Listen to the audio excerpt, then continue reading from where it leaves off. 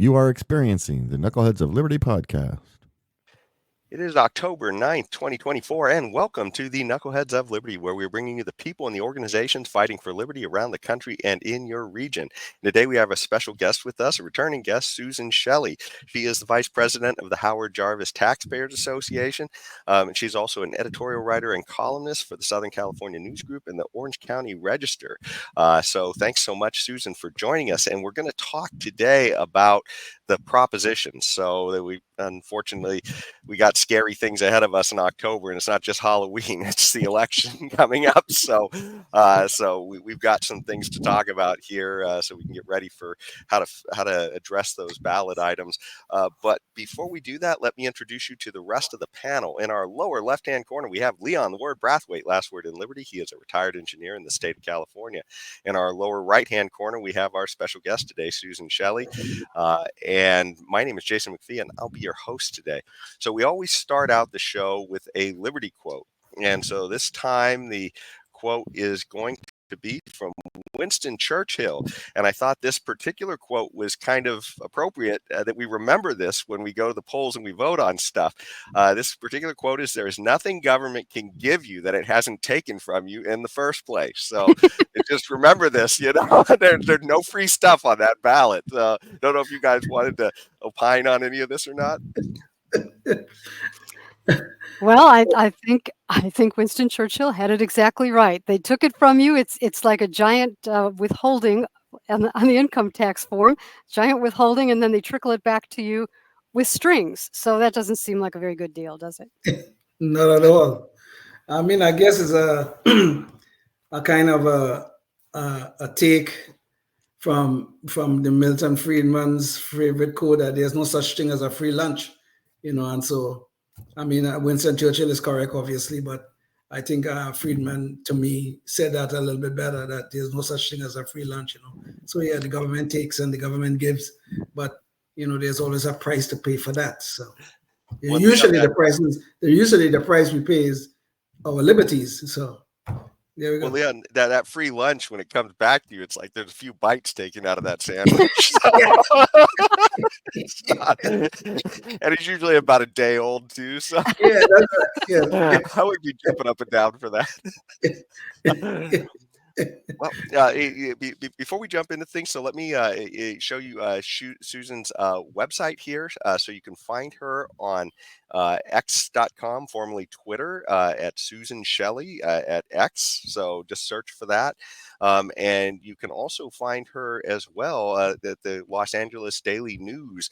We can also see many of the stories that she's published along with at her X page as well.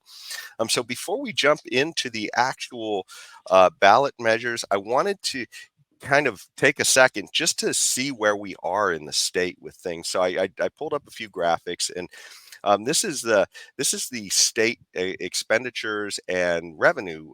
And by the way, this does not include special fund stuff. So because I was looking at this and I was thinking, well, that's odd. We're only spending $230 billion roughly in California. Well, no, actually, it's around 300, but there's about 70 or 80 billion of that is in special funds. So there's all kinds of ways the government is spending money that isn't quite transparent.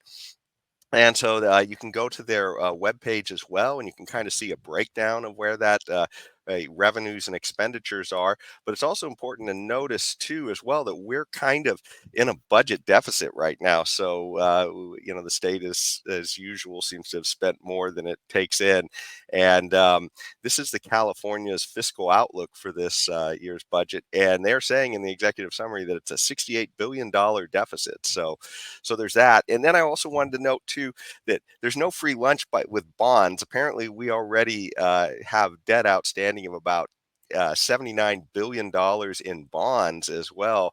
And about 30 more billion have already been authorized but haven't been put out yet. So it's like about $110 billion almost in bonds. So before we jump into this, I just want you to know that we're spending a lot of money already, and we're actually spending more than we have at the moment. So anyways, so let's get down to the ballot items, I guess. So Susan wrote an article recently where she actually talks about her picks. And so we're going to go through this with her to talk to her about the different propositions, because there's about, I don't know, roughly 10 or so propositions on the ballot this year.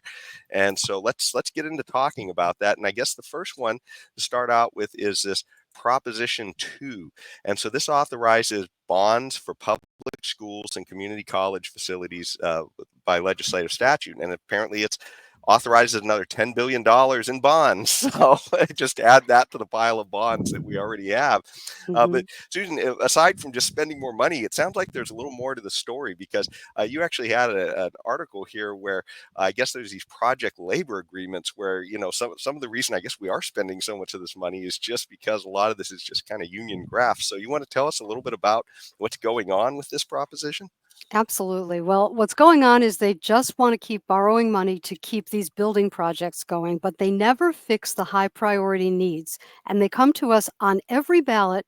You can find them in every county doing this. We have to get the asbestos out of the walls and the lead out of the water in our schools.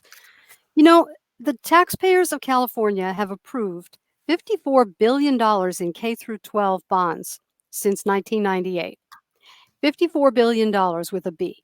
If there's still asbestos in the walls and lead in the water, who's going to prison for it? Where's the accountability for the priorities that they've set, that for all these decades, there's still asbestos? If that's the truth, somebody should be held accountable for that. But instead, what they do is they set up this system of first come, first serve to give out these bond funds. And that favors the districts that have lawyers and consultants and a big tax base and a lot of money. One of the requirements is, except for the very lowest bondable, the ones with the lowest bonding capacity, very lowest, everybody else has to do a local match. And that means up to 50% of the money you get from the state, you have to match locally. That means local bonds raise property taxes for decades. So this actually does raise local taxes if your district is going to get any money.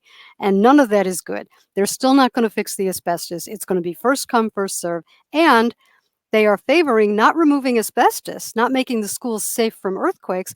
They're favoring schools that do a project labor agreement on their projects. That gets you extra points for extra money.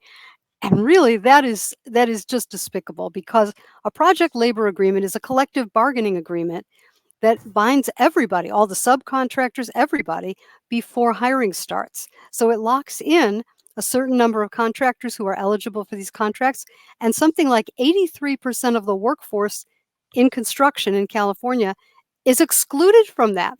All the contractors who are non-union are excluded from that. They're not going to get a penny of this business. So what is this exactly? This is rewarding political allies and not fixing the problem. Another $10 billion, and they say that's not even enough.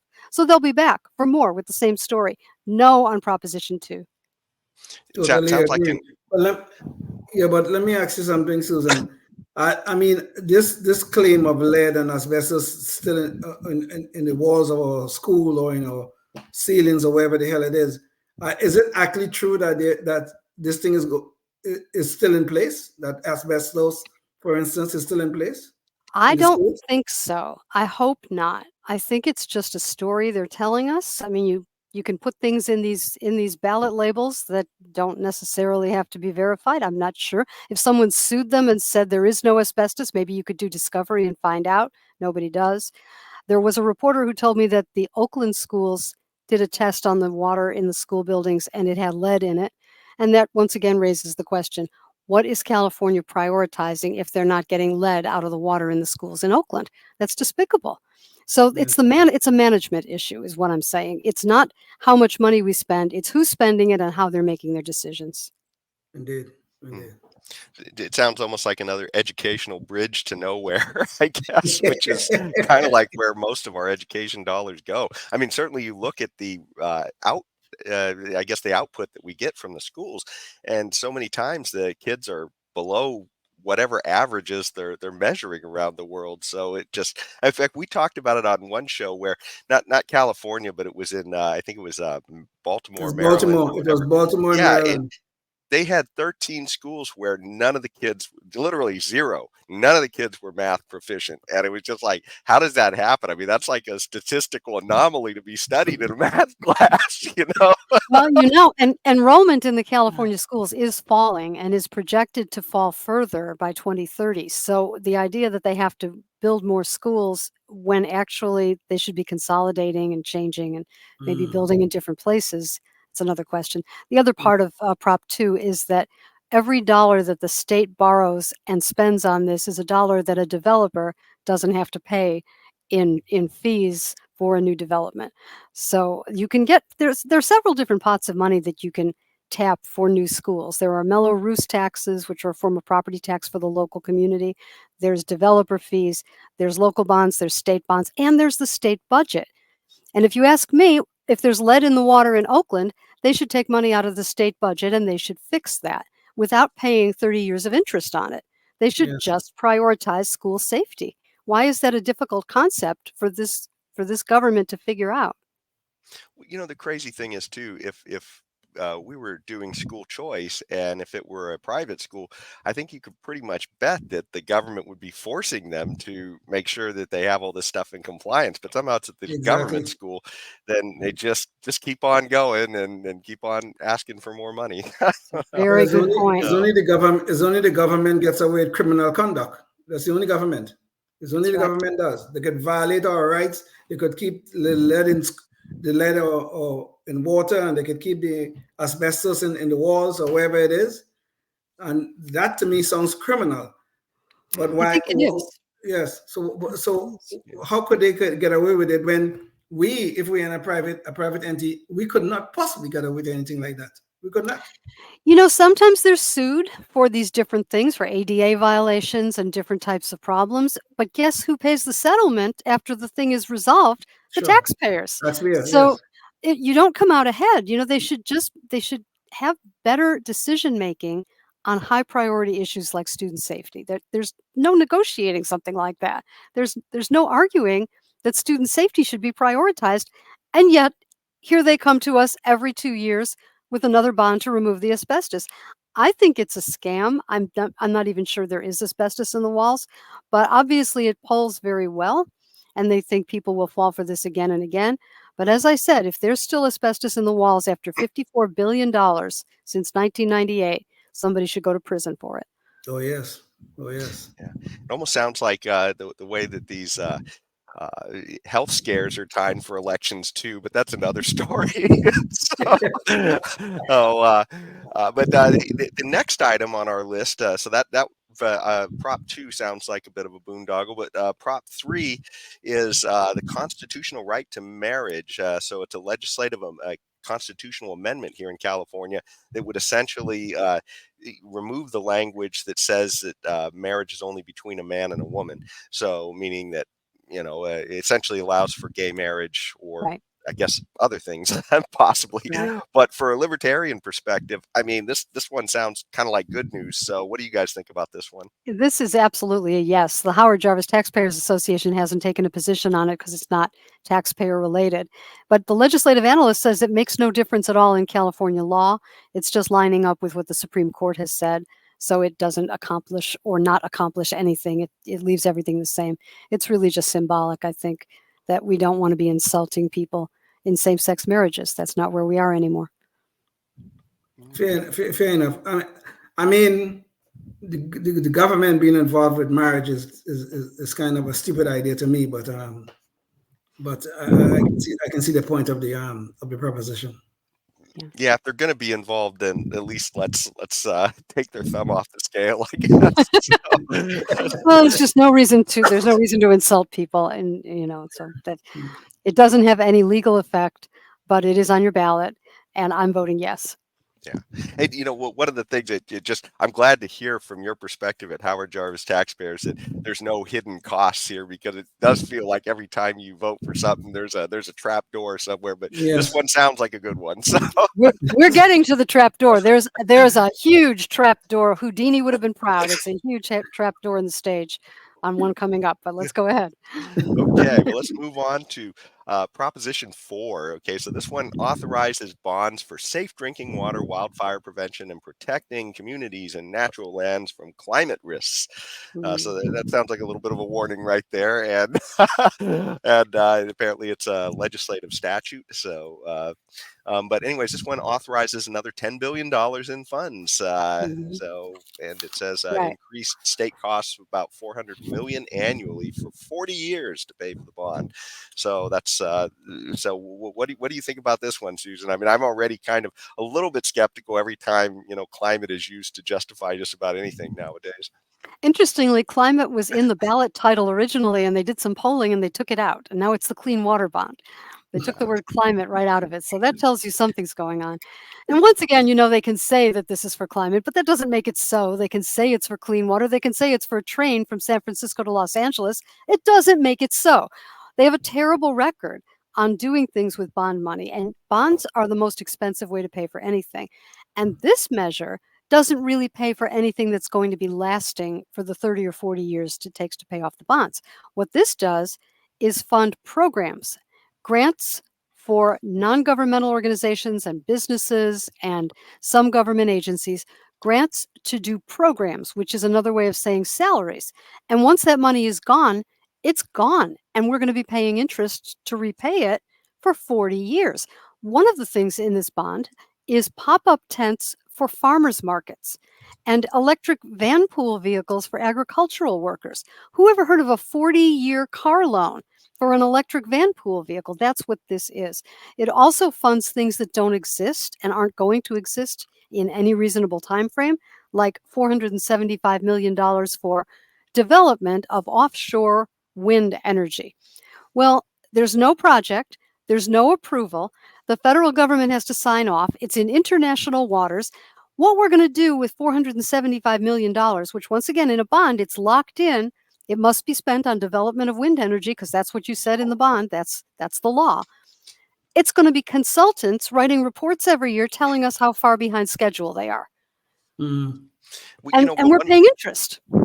And they'll also tell us how wonderful wind energy is when they are shutting down wind projects all over the country. Right. One of the things too that strikes me about that is I'm trying to figure out how wind ties into the drinking water, the wildfire prevention, and the protecting communities from and natural and but from the climate risk. So that big fan out there is going to with its backup engine. Well, this is one of the things that kills me about this issue because, we literally just had in the state of California in one of our national labs, I think it was in Lawrence Livermore, where they had a fusion breakthrough. And so they are literally scaling up industrial size fusion over in Europe right now. It is called the Tokamak project. And if they get those things, they're literally projecting to have those online in the next decade. So if those things are online in the 2030s, all this stuff with wind, solar, and all that other stuff, it's sort of like, you've got power plants that, because fusion is essentially clean nuclear, I guess. There's no waste product afterwards because essentially you're taking hydrogens and you're fusing them together into a heavier element instead of, diffusing larger elements and then having the radioactive decay for years to come. So it's just one of those things where it's funny that happened here and government spent some money on it and yet nobody's talking about it, which just, kind of blows my mind.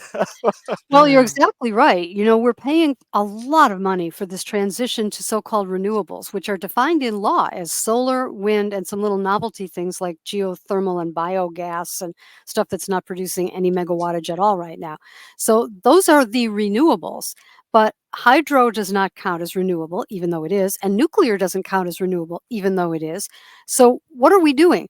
We're subsidizing the development of wind and solar energy companies. People are making a lot of money off of these mandates for utilities to buy power from solar and wind generated energy companies. And this is very expensive because I don't know if anyone in Sacramento has noticed, but the sun goes down. And every night we run this state on natural gas, hydroelectric power, nuclear, and imported electricity from other states. comes in on wires, and we don't ask how they make it. Yes. So what are we doing? We're paying for everything. We're paying for the reliable dispatchable energy, and we're paying for the goofy solar and wind, which is intermittent and unreliable. And that's why electricity bills in California have gone up as much as 100% in 10 years.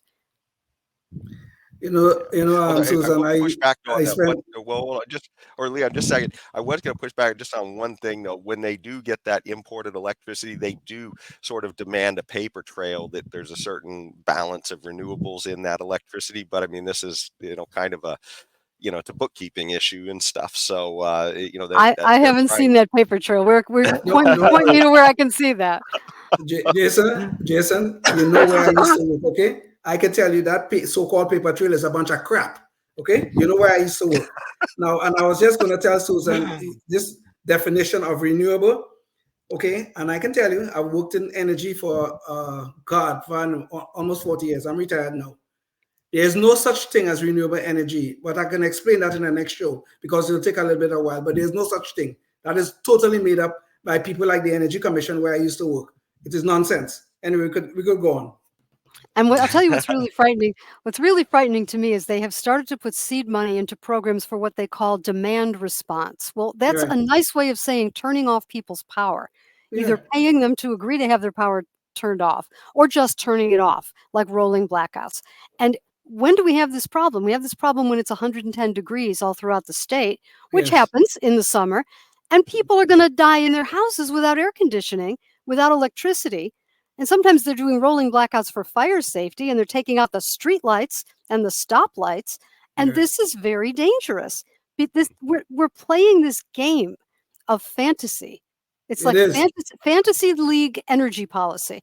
And it's very dangerous and very expensive. Total illusion and delusions. That's what it is. That's what it's all about.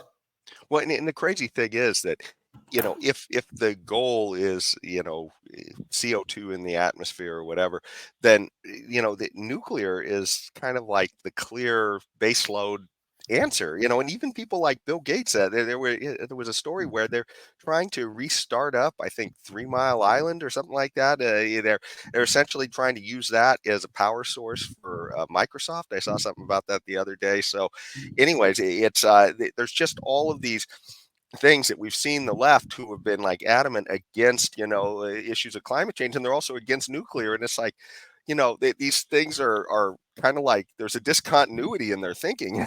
So you expect rationality in people who are totally irrational. Right now, the governor is fighting to keep Diablo Canyon, which is our probably last nuclear facility that's open in the state. They're trying to keep it open right now. Why? Because they just realized their madness is coming to a head, and they do not have enough reliable power to meet the needs of within the state. And they're trying to keep Diablo Canyon open. I don't know how long they want to keep it open for, but they're trying to keep it open. Even though all these years they've been telling, oh my God, we got to shut down this nuclear. We got to shut it down. We got to shut it down. We got to shut it down. Now comes the time. And what they say, no. We got to keep it open for another few years or whatever it is they're talking about now. It's nonsense. It's very dangerous because they don't take into account that investors are making decisions and bond analysts are making decisions, and they're looking at what you're doing and they're saying, well, California is getting off fossil fuels. They've banned internal combustion engine car sales as effective, I think, 2030 or 2035. You have to take that into account, 2035. You have to take that into account in planning for energy investment. They can't do what I would do, which is say, don't be ridiculous, it's never going to happen. They can't do that. They have to plan, and they have to set interest rates for loans and various different kinds of things that are affected by these executive orders and these plans to go off of this or more of that or less of that. So it does have a real world impact on energy investment in the state. And ultimately, all of these policies just drive up the prices. It does. And but I can tell you one thing, one bit of good news, and just remember, you heard it here first. You see that ban on gasoline-powered vehicles? It will be reversed within the next 5 or 10 years. I promise you that. I just remember where I used to work, but I promise you. what I was going to say on that note too, remember when that edict went into play, that executive order, it wasn't until the very next summer that Newsom then had to say, oh, and please don't charge your cars during the daytime. Exactly. Yeah. Yes, you remember that one? Yes. This is going well. Yeah. So, I think it's all just driven by campaign donations and vanity, going to Paris and having your picture taken, that kind of thing. I don't think Yes. there's any real rational policy behind it at all. I've had the opportunity as a member of the editorial board to interview some of the candidates for Assembly and Senate who are running for reelection.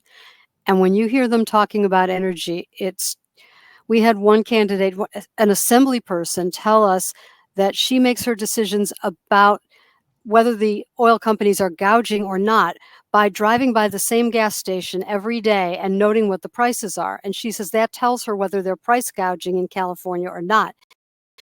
That's someone voting on energy policy in California.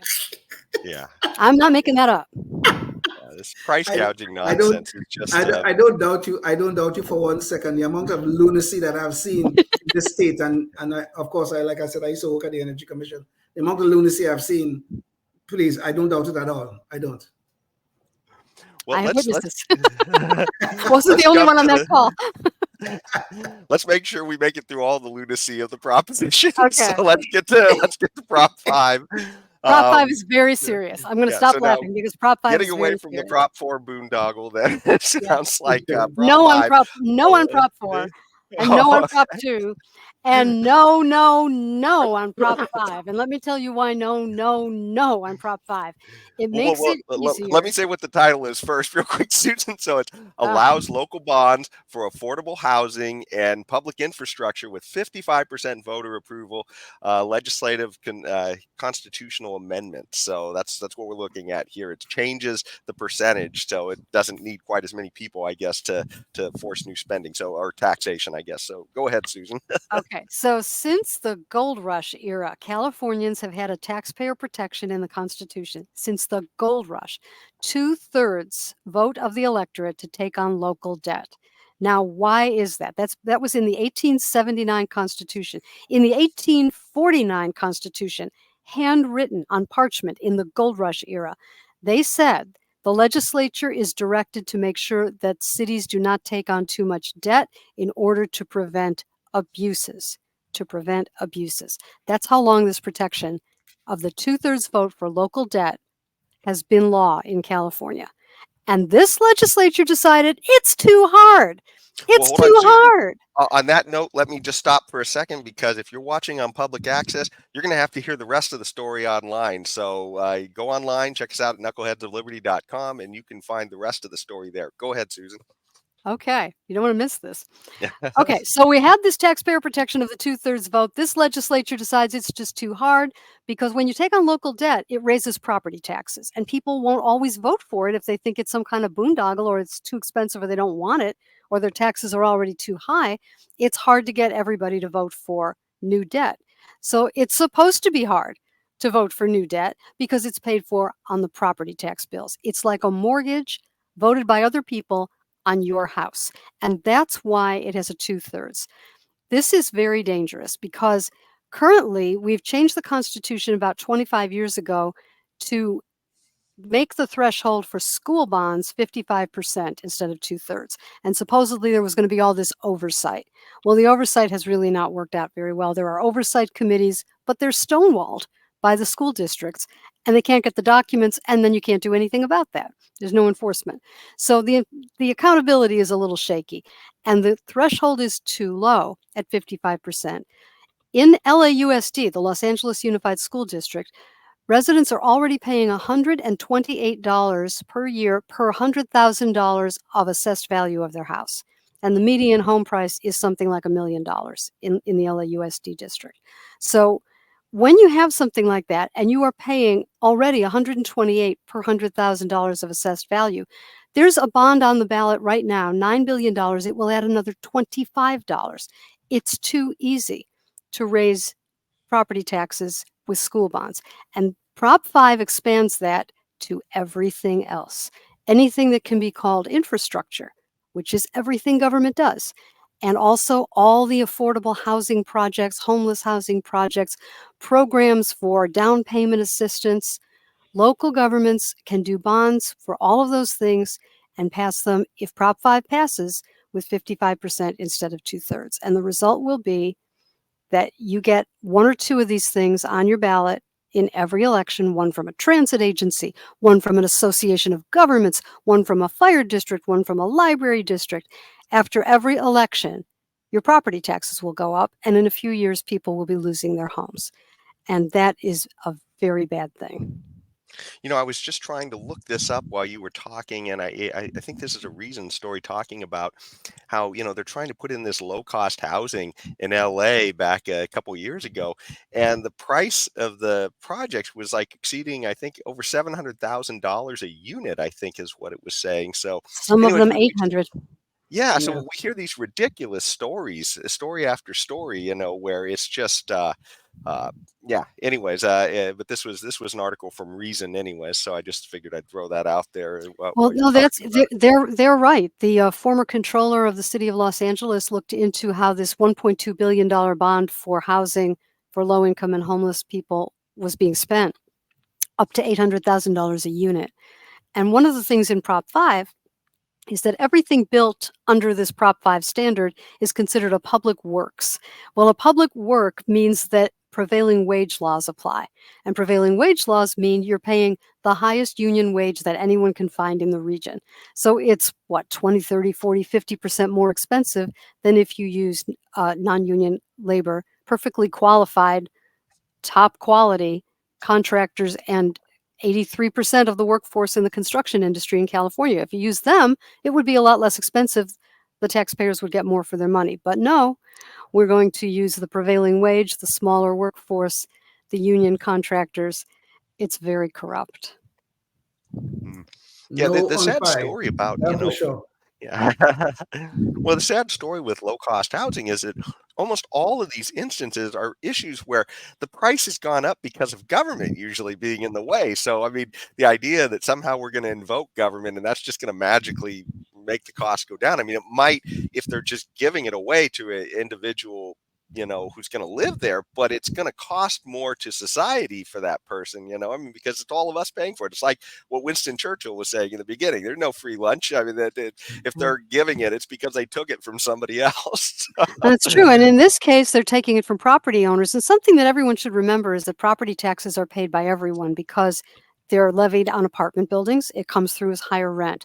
They're levied on commercial buildings. It comes through as higher prices. Even the smallest little donut shop in a strip mall is going to have those higher property taxes passed through on its lease right away. This is called a triple net lease, and they wind up paying the property tax increase out of the profits from the donut. How much can you sell a donut for? You can't keep raising property taxes after every election. This is not a one-time thing. This is an engine to make it easier to raise property taxes over and over and over. And it has to be stopped. The author of this, Cecilia Aguiar Curry, just said in a webinar with the Sacramento Housing something or other organization that she's coming back. If this passes, she's coming back for more attacks on Proposition 13's protections for a 2/3 vote on tax increases, because she doesn't like that either. She thinks that should be 55%. Well, why don't they just take it all? Why don't they just point a gun at the heads of the California population and take it all? Because that's the path they're on. They're coming Don't after give them Prop any 13. ideas, Susan. Yeah, don't get Well, they're very much against guns, so I Yeah. think we're safe there.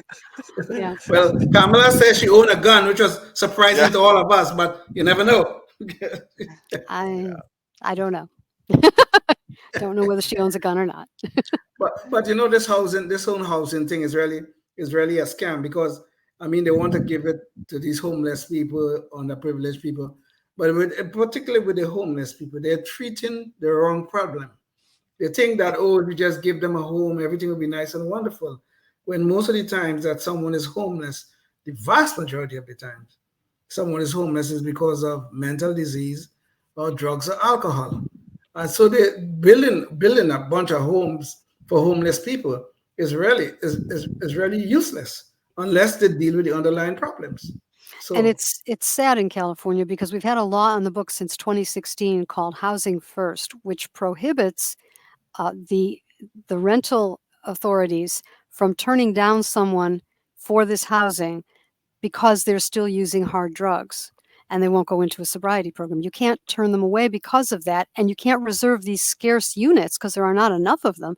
You can't reserve it for people who are on a path where they're trying to get well, because you would get better outcomes if you could use it as an incentive.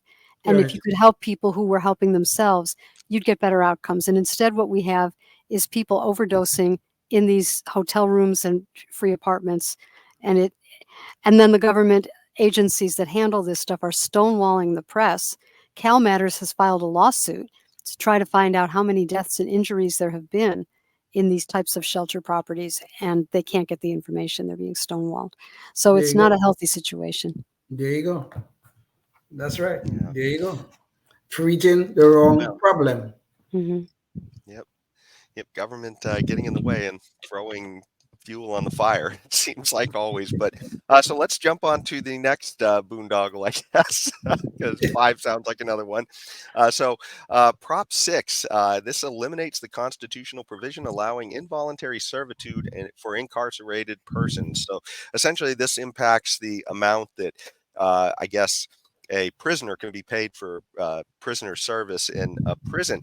And this kind of, from a libertarian perspective, I mean, you do kind of get a sense that, hey, we don't want the government just throwing people in jail for slave labor. But I don't really feel like that's what's happening here in California. I think what's happening here in California is any way they can to reach further into taxpayers' pockets is kind of what's happening. And this, and Susan, I guess you wrote an article on here. You said, "Don't be fooled. Proposition 6 is a fraud." So I'm sure you have something to say about this. Yes. Yes. Well, what they're saying is that it's slavery to have prisoners work while incarcerated.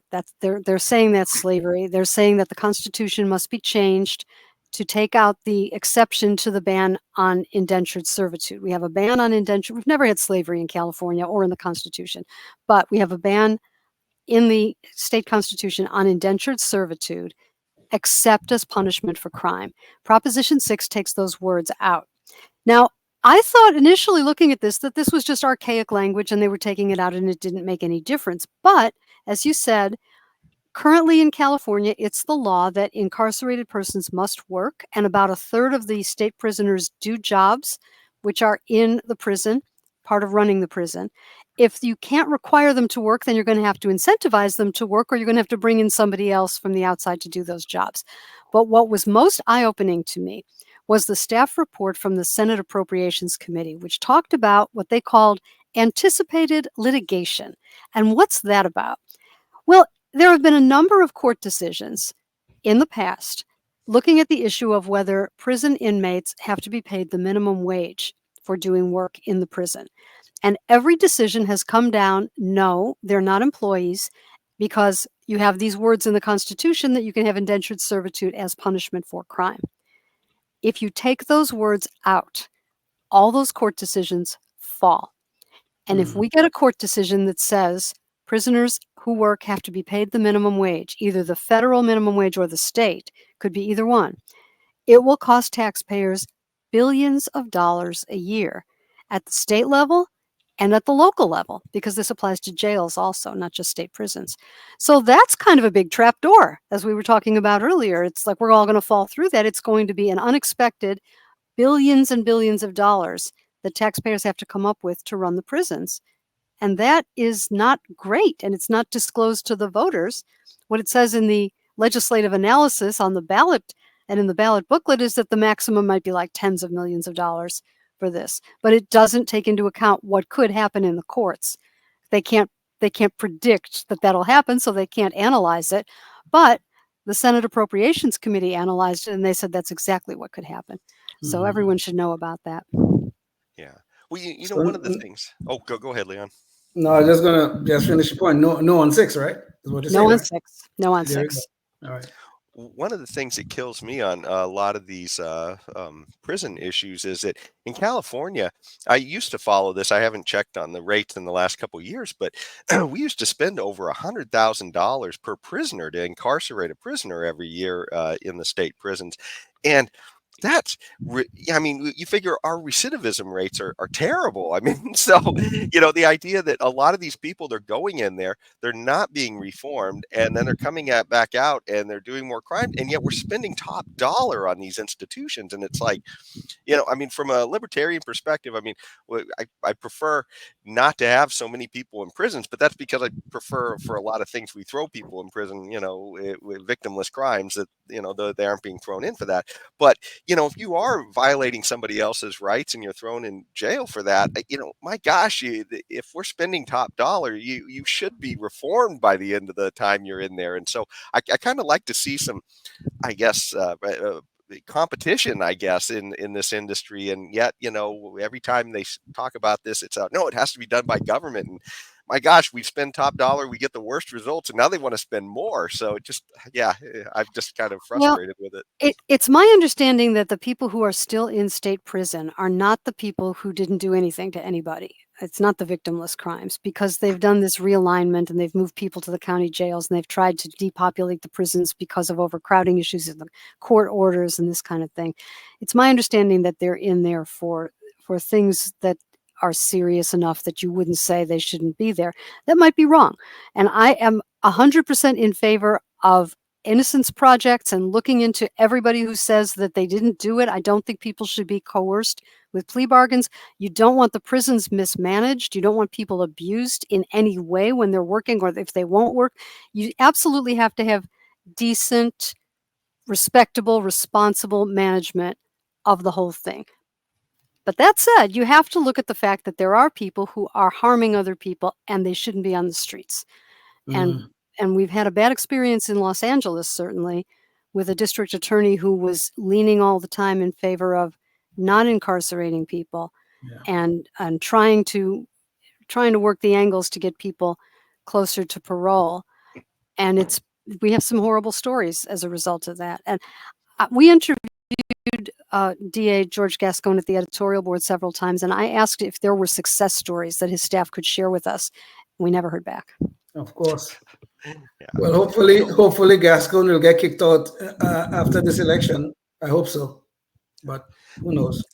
I think one of the things the left gets wrong is they often assume like property crimes are victimless crimes, and they aren't, right? I mean, that's what we're kind of seeing that now, that, all of these people. In fact, I remember we had a case here in Sacramento not too long after lockdown started, where I think there was, or right around that time, where some guy had a small, convenience store, and he was probably a migrant, it sounded like, from his background.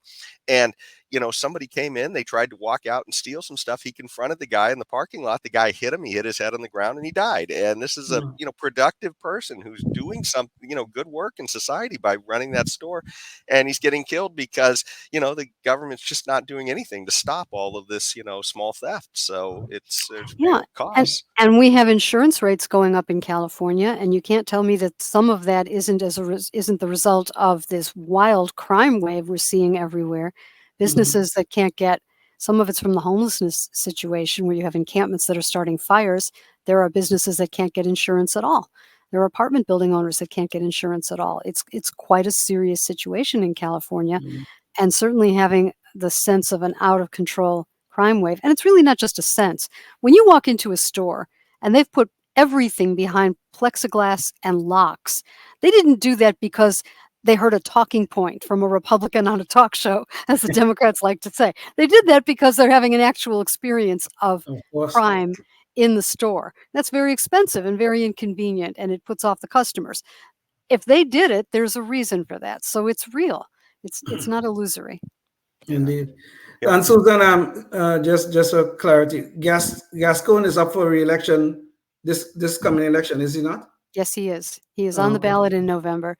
He's running against Nathan Hochman, and he's running quite far behind in the polls from what I've seen. Yes. So I think he's at the end of the rope here. Very good. Yeah. Well, I guess on to the next boondoggle.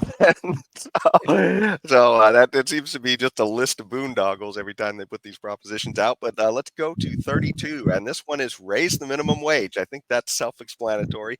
They want to push it up to 17 and then $18 eventually. I thought that they had well, no, it was the fast food workers they pushed to $20 an hour, and we already saw some of the scandals around that with Newsom. Yes.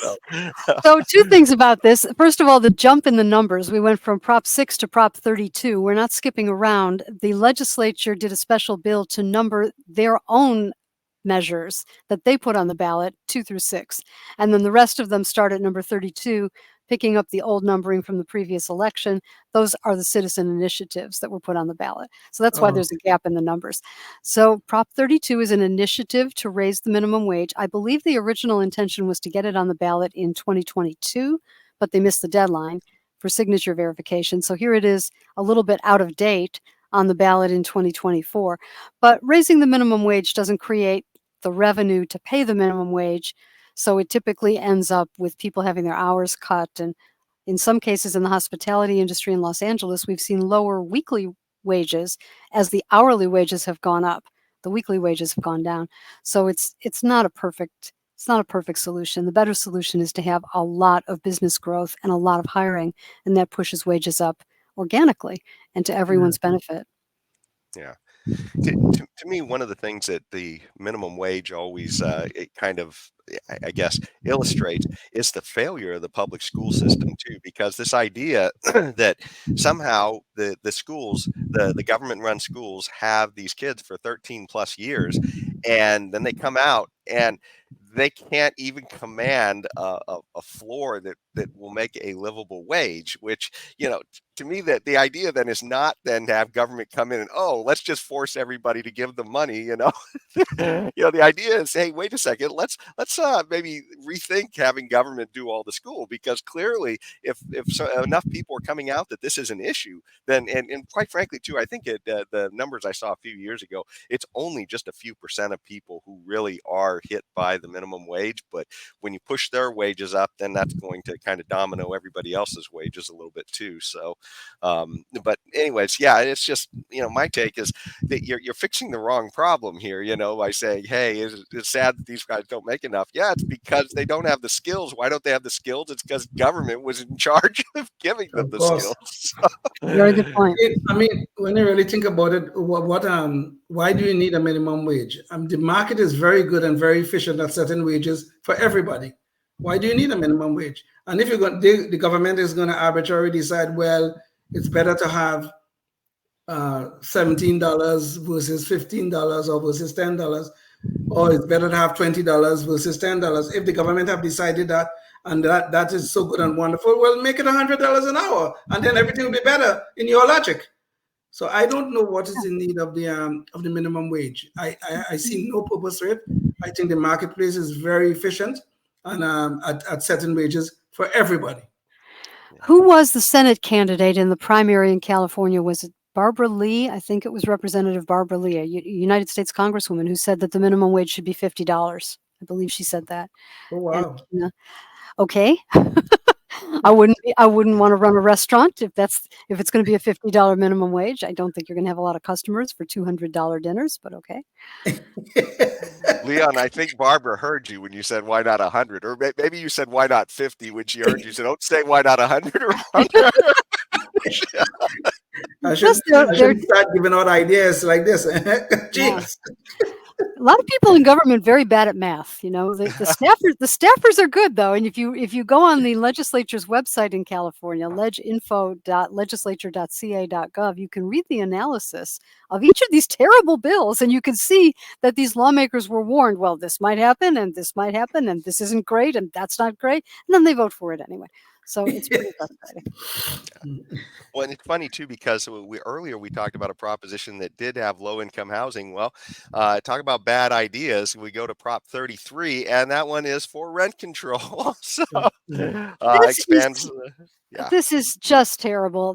There is one law in California that protects property owners who own rental property. It's called the Costa-Hawkins Rental Housing Act.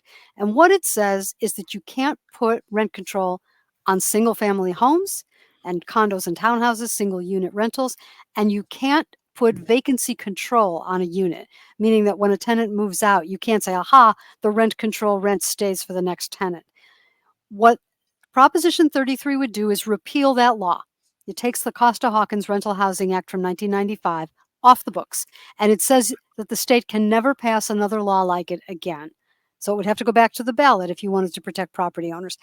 What this creates is political risk in the housing industry.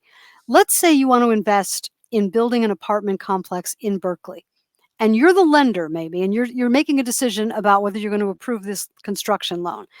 And you turn on the news that evening and you see some city council candidate calling for crazy radical rent control, vacancy control, and single family homes would be under rent control, and everybody has to register their property, and greedy landlords were coming after you. And you see this on the news. That person and two more like that person could get elected, and that 30-year mortgage that you're about to write on the construction loan, the whole building could go into foreclosure. There's no way to know what the economics of that business are going to be. You're introducing political risk into the housing industry. People will run from that. They will not invest in rental housing in California with no property rights protections at all. They just won't. And a lot of small landlords will just give up the ghost and sell the buildings to corporate owners. We saw this too with, during the lockdowns, when government thought it was a great idea to mandate that everybody be locked down and not productive. And then at the same time, they thought, ooh, and nobody's going to be able to afford rents. Well, let's just say nobody can charge rents. Right. If you can't pay them, you don't have to pay.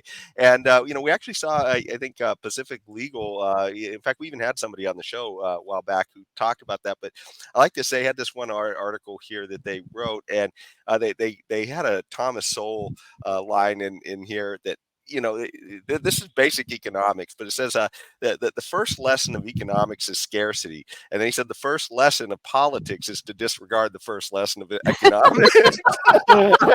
So we'll use that as one of our Liberty quotes at some point on the show. but this is the thing, right? I mean, price controls. This is Econ 101. I mean, you want prices to speak because there's information in the prices that it helps everybody out to understand scarcity, what's happening in the marketplace. And when you just, as a politician, fiat say, I know better what the price should be. Well, no, there's no way you know better, because all of these prices adjust based upon all these different scarcities of everything happening. There's this one great little video document or video edit. Video essay called "The Pencil" by Leonard Reed, and it's out there. And I just urge anybody to go see that, because it really it's about a 7-minute snapshot of really how the world works, about how prices adjust, and that's how cooperation happens. But apparently these politicians just never understand that, and we get ideas like rent control over and over again. In fact, even the Supreme Court didn't help us out this time around. Reason had an article that said that that they kicked it, but hopefully, people like Thomas will push to take up some of those cases in the future. So, but yeah, it's too bad. We can always hope and pray. The part of these rent control arguments that nobody ever considers is the side of the landlord. When they told us all about those COVID mandates that oh God, the landlord cannot charge rent because you are not productive. The landlord still have to pay the mortgage on that property, right? Mortgage, the property taxes, the insurance, the electricity everything. And water bills, Yes, the maintenance, all of it. Still have to pay it. So nobody care about the landlord, but they care about the supposed renter, right? Who could just live there for free. Well, there was a former city council member during the pandemic. He was a current city council member at the time, now former, and he said that the pandemic was a wonderful opportunity to essentially drive these private landlords and small hotels out of business, so that those properties could be picked up dirt cheap and turned into homeless housing. And that was like the answer to a prayer for this particular city council member, that they were going to drive people into bankruptcy with their policies. they had thriving little businesses. They were doing fine. They weren't asking for anybody's help. They were fine. And then in comes the government to say, you can't collect rent, you can't raise rent, you can't evict your tenants. You just have to sit there and lose money by law. And then it would be a fine opportunity, that was his view, to scoop up those properties. This should be criminal. This is not worthy of being in the United States of America. That's just... Price controls are theft by fiat. There's just no way around that. But exactly. Well, on from that bad idea to the next one. We're hitting the home stretch, so don't worry. The bad ideas, there's a light at the end of the tunnel here. So we're on 34. And this one restricts the spending of prescription drug revenues by certain healthcare providers. And I was a little bit uncertain of exactly what was happening here. It says requires certain providers to spend 98% of revenues from federal discount prescription drug programs to on direct patient care, and authorizes statewide negotiation of medical drug prices. So I don't know. I mean, we just had somebody from oh gosh, I can't think of the organization, but she was talking about that the Citizens Council for Health Freedom, I think it was. And I mean, there's just so many good ideas for free market healthcare out there, and yet every time we turn around, the government's trying to get in there and do more. What's your thought on this one, Susan? I wasn't completely Well, clear on this is actually simpler than it sounds. So let me take you through the entire Sherlock Holmes thing in about 1 second, because you could go through the whole mystery of it, but here's what's happening. This is the landlord's revenge. The AIDS Healthcare Foundation has sponsored and financed this rent control thing that we just talked about, Prop 33 on the ballot, and 2 just like it before. This is the 3rd time since 2018 that the apartment associations and all their members have had to raise a ton of money to fight this radical rent control unleashing measure.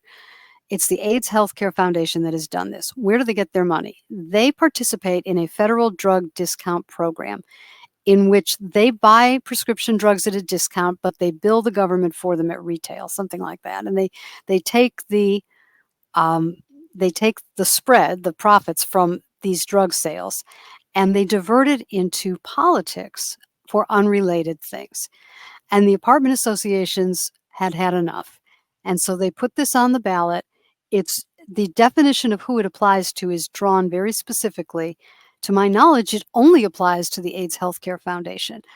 And what it says is that if they are making money in the federal drug discount program, they must put that toward patient care. And they cannot spend it on things that are outside of their core mission. Otherwise, they'll lose their nonprofit status, which of course is a death sentence for an organization. So that's what this is. The Howard Jarvis Taxpayers Association supports it because we think that it's been abusive, the way that this money has been diverted to try and fight for these rent control measures, which would be so destructive in California. And that's what's going on here. This is a little bit of inside politics, or throwing the ball up and in on the hitter, and it's hardball, no question about it. Yeah, I didn't really understand it. Yeah, I mean, thanks for that, because I really did not understand what was going on in this, excuse me, in this proposition. Well, thank you. That's what's going on. They don't want to say it, but that's what's going on. Yeah, so we're a yes on that. We do think that this is a system that has been abused, and Sure. and that it would be better if nonprofits stuck to their core mission rather than meddling in politics. Well, if Howard Jarvis thinks so, then I guess I'm on board. But boy, I tell you, I wonder if having something that's not clear, will work. Hopefully, it it There works. is, you're right about that. There is a lot of confusion. Which one is 33 and which one is 34 and which one are we for and which one there is a lot of confusion. So people might vote no on everything. I think the landlords might be fine with that if they vote no on 33 and they vote no on 34. I don't think the apartment associations would consider that a bad day at the office. I think they'd be happy if 33 just goes down. Yeah. Okay. Well, let's jump on to 35 then. It provides permanent funding for medical health care services. So let's see, it makes permanent the existing tax on managed healthcare insurance plans, which, if approved by federal government, provides revenue to pay for Medi-Cal healthcare services. So it sounds like, it's essentially keeping a tax in place, or does this actually raise another tax? Now, there is a temporary tax that the legislature passed on managed care organizations like Anthem Blue Cross, and uh, all these taxes always raise the cost of health insurance generally. Somebody pays. There's no way around that. What should the money be used for from this tax? It's temporary. It's going to expire. According to everybody in Sacramento, the legislature is going to make it permanent one way or another. The governor would like this money to continue to be in the general fund for anything he wants to do or anybody else wants to do, even if it's just reducing the deficit. So they're taxing the healthcare companies and the money's going to something unrelated. The healthcare companies would like this money, they'd like the tax to be permanent, and they would like the money to go to Medi-Cal providers. Now, on the surface, that sounds great because Medi-Cal is the health insurance for 14 million Californians. 1/3 of the state is on the safety net health insurance for very low income people. 1/3 of the state. If you want to get a picture of what's going on in California in the real world outside of Silicon Valley. So there aren't enough doctors. There aren't enough procedure facilities. There isn't enough of anything, and there are long waits for it. The reimbursements are among the lowest in the nation in California for doctors who see Medi-Cal patients, and it's not working. So what's the solution? Well, the solution is for the legislature to properly fund Medi-Cal and stop expanding it endlessly. Right now, they've expanded it to 100% of the undocumented population that comes to California. If you come over the border and you locate in California, you are instantly eligible. If you're low income, and everybody is, if you're low income, you're instantly eligible for full scope Medi-Cal. That's full health insurance. That's not the restricted scope that other states do, which is emergency and pregnancy and a few other things. Full health insurance, like any low income California citizen would have, available to 100% of the undocumented population that comes into the state, no waiting period. Really? Even when you start a new job, there's a 30-day waiting period for health insurance many times. No waiting period. Come on in, sign up, and it's on the California taxpayers 100%. That portion is not even matched by the federal government because the federal government prohibits matching funds for care for people who are in the country illegally, except for that restricted scope slice of it. So that's a long way around saying that California's been totally irresponsible with the Medi-Cal program, and the providers are under reimbursed, and they want to make this tax permanent and direct the money to themselves. So what's wrong with that? What's wrong with it is politics interfered in how they wrote the thing. And a whole big chunk of money goes into a workplace fund to fund raises. They called it, I think, retention of the workforce, which is pay raises. So this whole block of funds is directed to pay raises for the union healthcare workers. And then you've got another big block of funds that's going to what they called reproductive care, but it's really going to Planned Parenthood. And then the private ambulance companies have a big carve out. They get a big chunk of the money. And this is a ballot measure. So it can't be changed by the legislature later. They can't be tinkering with the formula and the division of the money. It's locked in.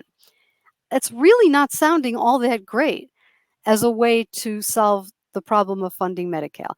So the Howard Jarvis Taxpayers Association has not taken a position on it. They don't like the managed care tax at all. So they don't think it should continue, and they're not taking a position because wherever the money goes, they're against it. So they're not taking a position. I'm voting no on it. I think it looks like a kind of a giveaway to political interests. Yeah, I think I agree with that. I do agree with that. Yes. Jason, we lost your audio. Jason. Sorry about that. I was muting so I wouldn't get cough all over everybody.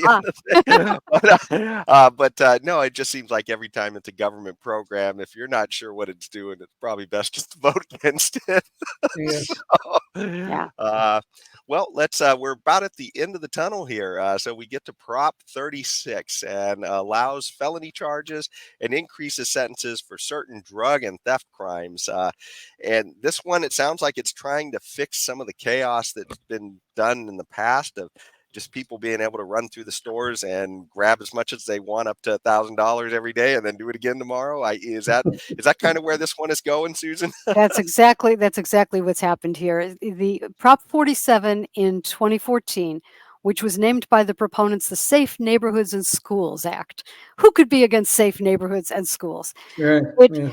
it essentially was sort of sounding like a libertarian type of proposal where these minor drug crimes, minor theft crimes, people should not be going on 3 strikes type prison sentences for these minor crimes. So it separated that out so that they wouldn't. But the trouble was that it created this secondary problem of like a professional ring of people who are doing small thefts continuously, and they're never really prosecuted for it because each one is viewed separately as a minor crime. This fixes that. It says on the third offense, the sentencing can get tougher. It tries to divert people into mandatory treatment. A lot of prosecutors have said they sort of lost the leverage that they had to get drug addicts and alcoholics into treatment or prison. They would choose treatment and they would have a shot at improving the rest of their lives and saving their lives. But they lost that leverage. And we've had really a terrible problem with homelessness and drug addiction and now fentanyl deaths. And it's just been really awful on the streets of California. I don't think it's all the fault of Prop 47. Some of it was the COVID policies where they just stopped enforcing everything on the streets completely. And some of it was the choices that different district attorneys like George Gascon made. It's not all Prop 47, but probably some of it is. And so this fixes some of those prosecutorial issues so that on the third offense, some people could even be sentenced to prison if it was a third offense and the circumstances were bad enough. It takes those restrictions off the prosecutors and the judges and gives them more discretion. It's pretty thoughtful. It's not a return to mass incarceration. It's nothing like that. It doesn't repeal Prop 47. It just tinkers around the edges a little bit to try and correct some of the problems that were, I think, unintended and very serious. So you Yeah. the Jarvis Howard Jarvis Association is not taking a position on this. No, Howard Jarvis is yes on this. And the reason is that all of these little crimes have a big effect on taxpayers because you have the first responders cost and you have the homelessness issue. That's a cost for taxpayers. And also we have the insurance crisis, which has been worsened by the situation with excessive crime and too many fires and all of that. So the Jarvis Association did take a position in favor of Prop 36, and I'm personally also in favor of Prop 36, having questioned all the proponents and opponents of it.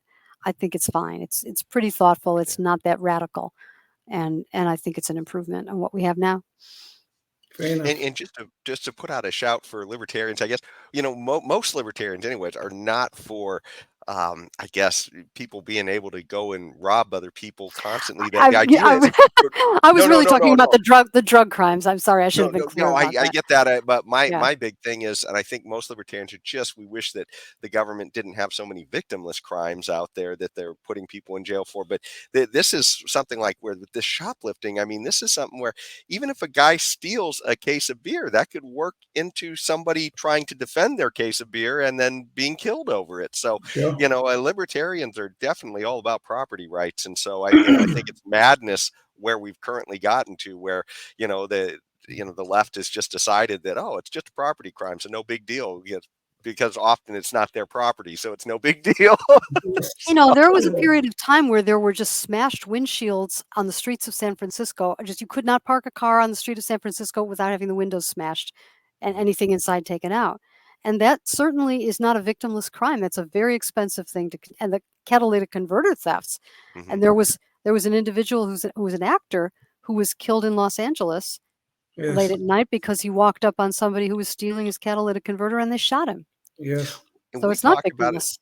Well, we talked about it on this show too, how insane it was in San Francisco, where they were literally advising people, just leave your windows down so the windows don't get smashed on the car. I mean, that's the solution, right? Instead of actually prosecuting somebody for destroying your property. It's crazy.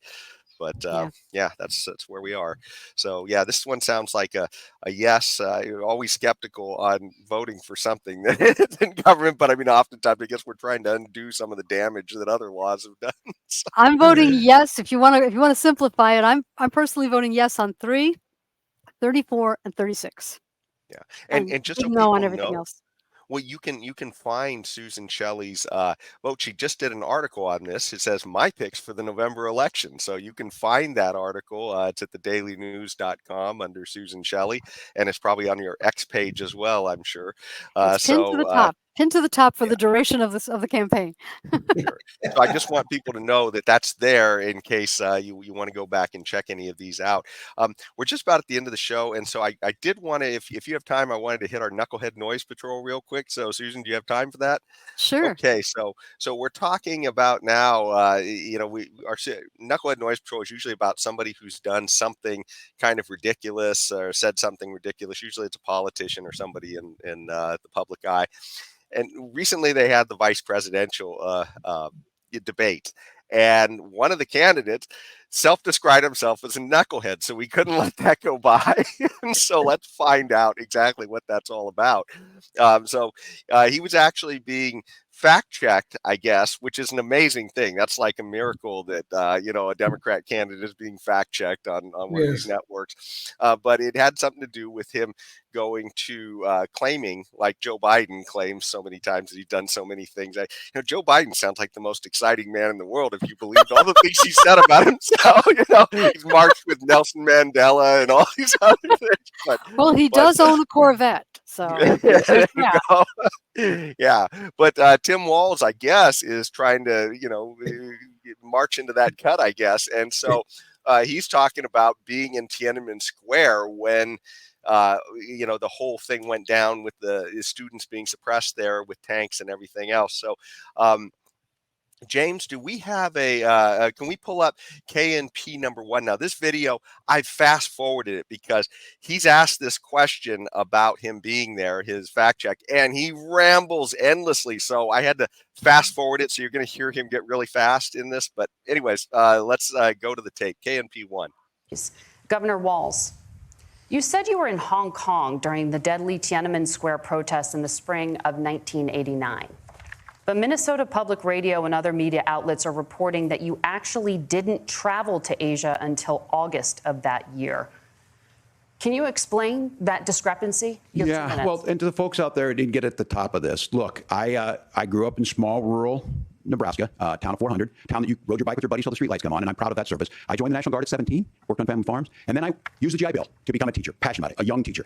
My first year out, I got the opportunity in the summer of '89 to travel to China. 35 years ago, be able to do that. I came back home and then started a program to take young people there. We would take basketball teams, we would take baseball teams, we would take dancers, and we would go back and forth to China. The issue for that was to try and learn. Now, look, my community knows who I am. They saw where I was at. I will be the first to tell you, I have poured my heart into my community. I've tried to do the best I can, but I've not been perfect, and I'm a knucklehead at times, but it's always been about that. Those same people elected me to Congress for 12 years. And in Congress, I was one of the most bipartisan people, working on things like farm bills that we got done, working on veterans benefits. And then the people of Minnesota were able to elect me to governor twice. So look, my commitment has been from the beginning to make sure that I'm there for the people, to make sure that I get this right. I will say more than anything, many times I will talk a lot, I will get caught up in the rhetoric, but being there, the impact it made, the difference it made in my life, I learned a lot about China. I hear the critiques of this. I would make the case that Donald Trump should have come on one of those trips with us. I guarantee you he wouldn't be praising Xi Jinping about COVID, and I guarantee you he wouldn't start a trade war that he ends up losing. So this is about trying to understand the world. It's about trying to do the best you can for your community, and then it's putting yourself out there and letting your folks understand what it is. My commitment, whether it be through teaching, which I was good at, or whether it was being a good soldier or was being a good member of Congress, those are the things that I think are the values that people care about. So that was, an unbelievable amount of just shoveling of the BS to cover himself. Filibuster. Exactly. But then the most incredible thing happened. She actually got called on it by the moderator. And so now we have the video of that, which is, I didn't bother to speed that up because it's short and sweet. James, do you play KNP2?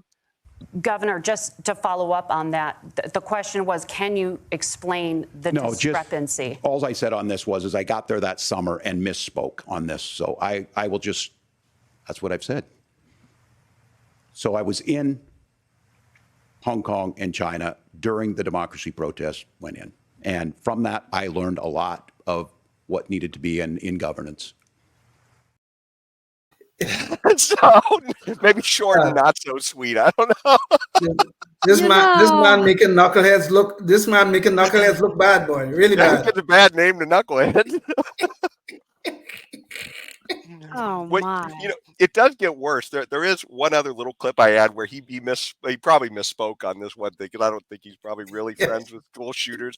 But we have a little clip of that too, where he claimed to be friends with school shooters. So here we go. James, can you play KNP3? Governor, you previously opposed an assault weapons ban, but it's only later in your political career did you change your position. Why? Yeah, I sat in that office with those Sandy Hook parents. I've become friends with school shooters. I've seen it. But I've not been perfect, and I'm a knucklehead at times. So there you go. Oh. That's disturbing. Yeah. How did this happen? How did this guy not get vetted before being selected as vice presidential material? How did this happen? Does no one own one of those Google machines that they could like look things up? What happened here? They don't have Google in the campaign in the Harris campaign. They don't have Google, and they don't have any other means of vetting this guy. Unbelievable. Boy.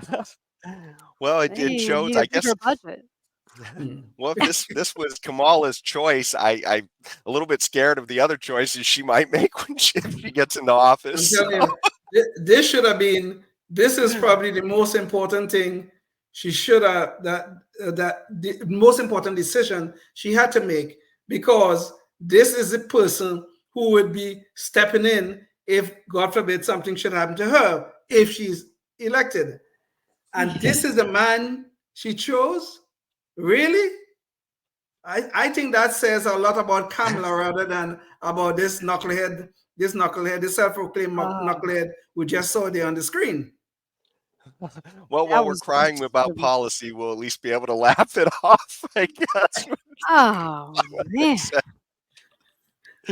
Well, it can all be fixed. Let's end on a happy note. It can all be fixed. All of our problems are man-made policy errors. It can all be fixed with better leadership. Not with that guy, but with better leadership. I'll take that. Well, and I wanted to pull up your webpage again. So, James, maybe you could pull this up real quick. So this is Susan Shelley's X page again. So search for Susan Shelley at on X.com. And you can also find her again at the Los Angeles Daily News. And probably just Googling her for her articles too. You could find some of them, but those would be certainly two places to go. Susan, did you have any final shots or messages you wanted to put out before we wrap? For anybody who lives in California and wants a no on Prop 5 yard sign, the Howard Jarvis Taxpayers Association is giving those away. Go to nonewtaxes.com, and click one of the buttons that says get a yard sign and sign up, and we'll get that to you. Well, that sounds like an excellent message to end on. No on new taxes. No on new taxes, exactly. Well, thanks so much for joining us, Susan, and thank you in our audience for joining us as well. And until the next show, think about what you can do in your community. I mean, we've had people doing celebrations for Constitution Day. We've had people in lots of local organizations. In fact, we're going to have one coming up that is on the Election Integrity Project. So, just all kinds of people who are out there trying to find ways to protect our liberty, because I tell you, we don't stand up. There's a whole bunch of people out there who are looking to take our liberty, as shown by all these ballot measures, I think. It's exhausting, isn't it? Yeah. Well, thanks again so much. And until next time, stay tuned and stay free. Oh, yes, indeed. Susan, thank you so much. Thank you. Life, liberty, and the pursuit of happiness, always and forever. Thank you for listening to the Knuckleheads of Liberty podcast. Find us on Facebook, Rumble, YouTube, your favorite podcast network, and at knuckleheadsofliberty.com.